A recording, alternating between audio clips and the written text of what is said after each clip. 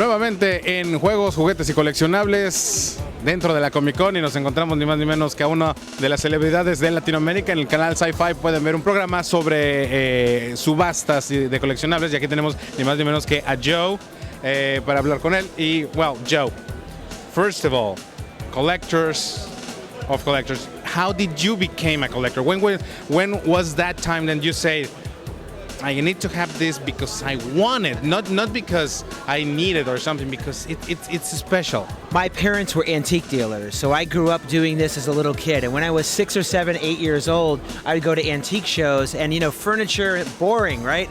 So finally I found G.I. Joes and I was like, then baseball cards and comic books and stamps. I loved everything. So anything military thing, I just started collecting everything. And I wouldn't sleep at night. I wanted to own these things and just hold them and cherish them. So I started collecting when I was a little kid. Now, I saw the show, and most of the time, as a collector, I see that you get to see people who has these special things, and you get them to sell them. How you do that? I mean, as a collector, I say I probably won't get rid of this. How do you do that? Well, remember, you probably have called me out. I'm not going to just knock on your door and force you to sell something. So usually a collector has decided to sell. But what usually the problem is, they're not sure what to sell. They're conflicted. They're at a time where they need to do something. They either need the money, they want to buy something else. So my job is to kind of guide them through the process and say, look, if you're ready to sell, I'll walk you through the steps, help you make the right decision. Sometimes they say no, great, we come back, and sometimes I wait 2 or 3 years, but usually, remember, they're calling us in, so it's more about educating them and making them feel comfortable in the process. Now, we've seen that you specialize in pretty neat things like film props and all that stuff, and it's some sort of easy, if you can say that, to evaluate these items. But in terms of other kind of collectibles, like, some sort of toys exactly, how do you find these tools or this idea of how to evaluate things? Well, I think what's happened now is in toys and baseball cards and comic books, it's all about condition. Anything that was mass manufactured, they found a way to grade. So basically, you have 2 types of collectibles. You can either buy comic books that you can open up and read, which is one type, or you can buy the slabbed kinds that are graded that you can't touch anymore. So they've become what I call investables. They're not collectibles anymore. They've gone into an investing category where you're buying an object. It doesn't appeal to me. I want to be able to touch the object. I don't want it to be in a plastic case. I can appreciate that, but that's how collectibles, like you might get a rare toy, because it's in the original packaging unopened, it's worth so much more. That's a different type of thing, so I think that's what you're talking about. Yeah. This is another question I had since I saw the show. Do you have a collection? Yeah, absolutely. I collect everything. I mean, I collect gems and minerals, movie memorabilia, comic book art, comic books. Very eclectic. I like everything. I'm a terrible buyer because I want to buy everything. All different feels. I mean, I have artwork. I love this stuff. What is the most difficult item you had to get for an auction? I would say the ruby slippers Dorothy wore in The Wizard of Oz. I mean, we tried to get these from the guy for 5 years, and it was like every year, it just became such a conflict. He wanted to sell, he didn't want to sell, and finally he decided to sell them. That was probably the most difficult thing I ever obtained, and we sold them for $2 million. Wow. Yeah.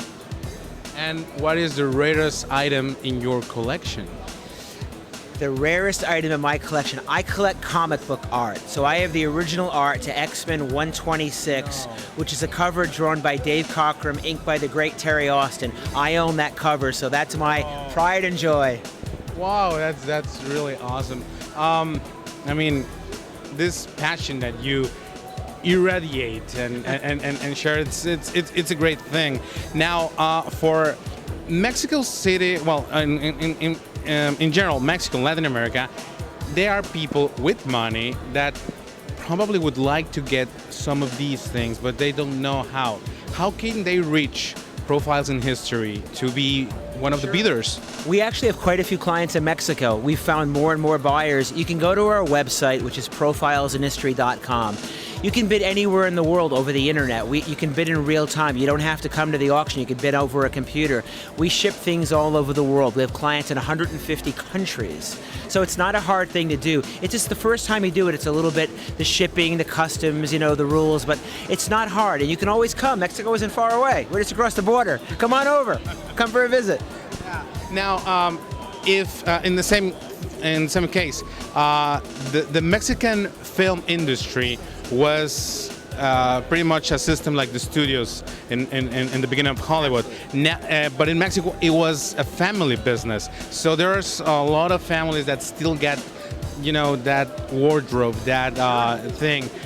How could they be in touch with you, and if you will be interested in? Oh, absolutely. They could contact our office on the internet. They can write us, they can call us, and tell us what they have, because there's a lot of movies that were made in Mexico. James Cameron Titanic was filmed in Rosarito Beach, right? So, there's a lot of stuff down there. Let us know what you have. We can come down and film it, or we can put it in auction and sell it for you. Okay. Now you know.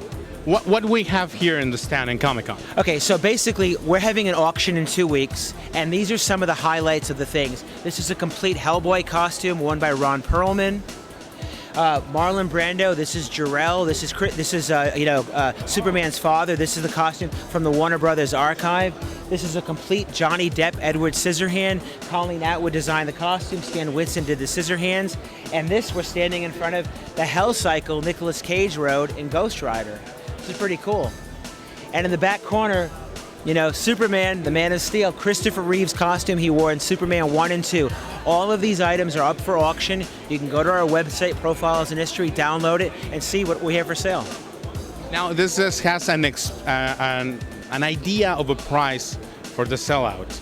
Right. How many times does you get exceeded this anticipation? I try to estimate things conservatively, so usually they sell for more than the estimate. Sometimes I'm right, sometimes I'm wrong. If you watch Hollywood Treasure, you'll see sometimes I'm right and sometimes I'm wrong. But in the most part, we try to they're pretty accurate. Like, I would say, maybe sometimes 20 or 30% more than the estimate, but we're pretty good at gauging. We've sold so many of these things, but again, it's really hard to tell. Sometimes things will sell for 5 or 10 times the estimate. It just depends on how bad somebody wants one, because they're priceless. There really is nowhere to compare the value. Well, Joe, it's been a real pleasure talking with you here. I'm thrilled. Actually, I'm thrilled. And I'm very excited. Now, Comic-Con, it's a lot of opportunities for people. So, absolutely. A word for the newest or the casual collectible. Okay, my best advice for a collector, and I mean this from the bottom of my soul, no matter how much money you have to spend, let's say you have $1,000 you've saved up, buy the best $1,000 thing you can buy. Do not buy $10, $100 things. It's better to always buy the best thing, because someday you may want to sell it. And you'll get the most money if you buy the best. That's just my advice. Do whatever you want, collect whatever you want, be happy. Collecting is a great thing, but try to buy the best of whatever it is you want to own, because someday it'll always be the best and you'll get a good price for it. Ya lo saben, un excelente consejo. Y pues muchas gracias, tenemos que despedirnos. Esto para Juegos, Juguetes y Coleccionables. Ricardo con Joe. Thank you very much. Thank you very much. Seguimos aquí.